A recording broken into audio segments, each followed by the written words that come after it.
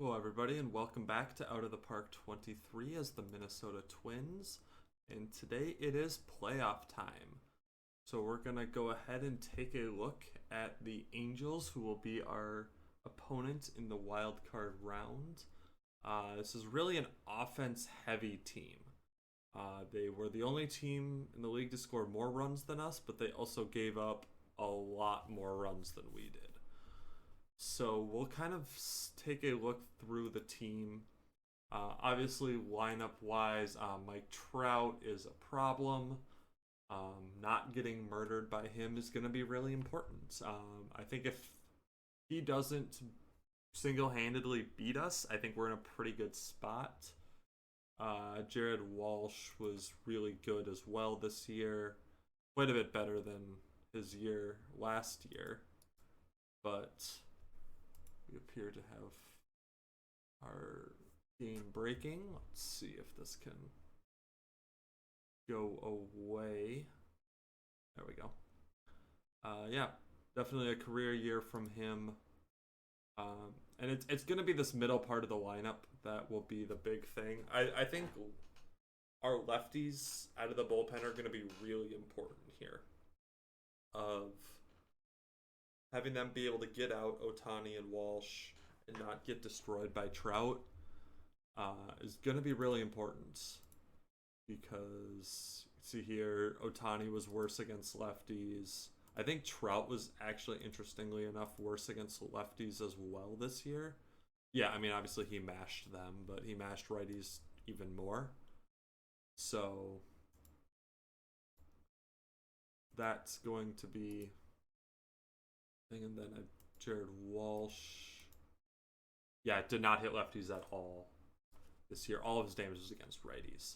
So realistically, I think it's our lefties are going to be huge in this series. Of if our lefties can neutralize the middle of their lineup, that's going to be really good for us. Enrique Hernandez, looks like he was a utility guy who had a really, really good year. Oh, Kike Hernandez, yeah.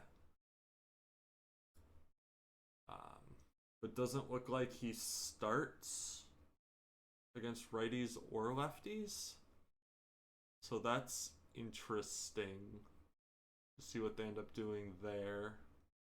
Obviously, Ohtani's Ohtani. Was not great as a pitcher this year. So hopefully that means that we'll be able to do some damage against him in that first game. But as a hitter, he was obviously really good. Brandon Marsh is recovered from being atrocious last year, being much more like the guy who was really good for me in my Orioles save in 21. I think a lot of his value is defensively. Yeah, I was probably going to end up winning a Gold Glove this year, I would guess, in right field. Rendon was fine. Baez is fine. Adele, fine. Like it's this middle of the lineup is massive for them. I mean, this really is real life Angels here. It's Ohtani and it's Trout and Jared Walsh having a career year. So I think if I don't get beat by those two and to a lesser extent Marsh, I think we should be fine. Pitching, Ohtani, good, not great. Bailey Ober, I mean, yeah, it's a 1.79 ERA, but it's 7 starts. And if it isn't the consequences of my own actions, obviously we traded him to pick up Noah Syndergaard last year.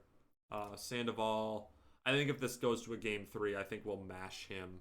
We have a lot of guys who hit lefties really well, and he wasn't great this year. Like I think we can mash him. Drew Stropman, the other consequence of our own actions, has been a very good reliever. Like I kind of had a feeling he would be. I wouldn't have expected him to be this good. I mean, a 183 BABIP is completely unsustainable. But Diaz and Iglesias at the back of the bullpen is scary. So it's one of those things where I think that if the game if we let them get to the end of the game with a lead, then I'm concerned. But I think we can hit all 3 of these starters. And it really looks like this is, again, a team of... It's a Stars and Scrubs team. but in the playoffs that doesn't matter as much. Like we're not going to see this guy, either of these two guys that threw 100 plus innings of 4 and 5 ERAs. We're not going to see Reed Detmers probably. We're not going to see Kahada. Like these guys with the massive ERAs. We're going to see Iglesias. We're going to see Diaz. We're going to see Ortega. Maybe Rainey, Stropman. Some of these guys that have really good years. Like those are the people that we'll have to deal with. So it's a series that I think we're fairly heavy favorites in, but it's the playoffs. So who knows what'll happen. And I will be back shortly with the results of the series. I'll catch you in a bit. And we are back. And for as confident as I was about the Angels series, it did not go very well for us. We do lose in the first round, 2-1. Game 1, we got Ohtani'd. Not only did he go 2 for 3, we couldn't really get anything going off of him other than Miranda's 2-run single in the 5th. And this really was the trend of this entire series, is we got 9 hits, but there was no clutch hitting that we could find at all. Nola wasn't great for us. Rozek was incredible. This definitely kept us in the game. And then at the point, I didn't want to burn a good reliever here in the top, down 4-2, knowing I was coming into the closer. I definitely could have gone more aggressively pitching wise in the top of the 9th there, but I didn't really think it was necessary. But I mean, it kind of did reinforce something to me with Hoffman, because it was up against the bottom of the lineup when that did happen. So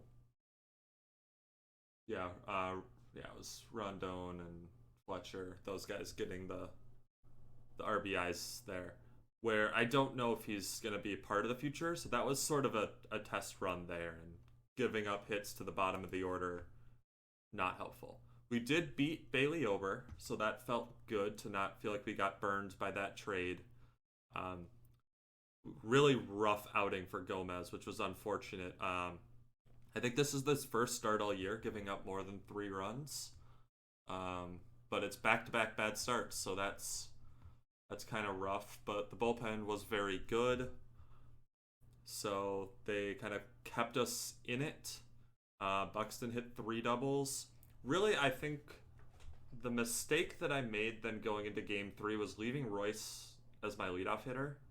Because he was good throughout so much of the year, but just nothing in the playoffs. I probably should have had Buxton batting leadoff.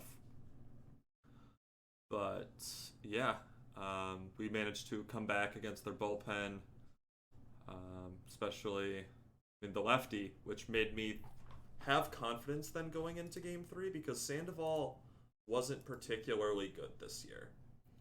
But we couldn't really get to him that much. I mean, again, 7 hits. We ended the game with 4 runs on 11 hits. But Chris Paddock was awful. I don't even remember him getting those 2 outs. He walked 2 guys, he hit 2 others, gave up 1 hit, but you can't let him snowball the game. And then Mike Trout hits a home run in the 2nd, and we're just kind of in trouble, where we couldn't really get back into it. The middle of our bullpen just couldn't hold on. Rozek was, again, great. Our lefties did their jobs in this series. Rozek didn't give up a run. Nardi didn't give up a run. But Duran gave something up. Alcala gave something up. Cano is somebody that I'm starting to have more questions about. The FIP is still really good for next year. And I throw this really out the window, because this was a start where he's not a starter, but I kind of explained the reasons for that before. But even without that, it's a 4.57 ERA. It's what I want to do with him next year is still in question. He's still not arbitration eligible, so he probably stays around for 1 more year. But beyond that, yeah, we couldn't get anything off the bullpen here. And that was the end of our season. And then as far as the rest of the playoffs goes, the Royals do take care of business against the Angels and the Astros. But it is the Dodgers that end up winning the World Series. Um, very, very good and competitive championship series, 4-3, 4-2, and then 4-3 in the World Series. I believe the Royals were actually up 3 games to 2 in this series. Yeah, and then the Dodgers won Game 6 and Game 7. So Mookie Betts was the World Series MVP. Looks like Max Muncy maybe should have gotten it too. Looks like he was very good, but maybe didn't play quite as much. But yeah, so the Dodgers win the World Series, and yeah, that is the playoffs. Next episode, we'll be getting more into the future of the team and kind of the big off-season plan. In this one, there'll be some interesting decisions that have to be made. Gray's going to be gone. What we do with these last 2 starting rotation spots are very much in question. Maeda's okay with a 1-year deal at $10 million, which is a little much, but I think I'm maybe okay with it. Because that way I'm not fully reliant on my depth. We did unfortunately find out Rocker has a partially torn UCL, and that's probably something that leans me into re-signing him. So I'm not reliant on both Ryan and Winder to be effective starters for me next year, because I'm not really in on Balazovic as a starter anymore, I don't think.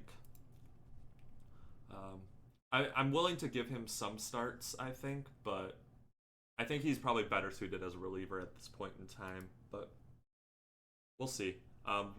There's a lot of salaries that are coming off the books where we'll have money to spend for sure. Larnack will get DFA'd. Yeah, and then obviously Gray gone, Urshela gone, Lamet gone, Trine and Adrianza gone. And honestly, probably Thielbar gone as well. I don't know that I'm going to be willing to pay him that much money at 37. Yeah, so unfortunate playoff run for the Twins this year. Couldn't get the hits when they counted. But yeah, so I hope you guys enjoy this one. Have a good rest of your day, and I'll catch you in the next one. Bye.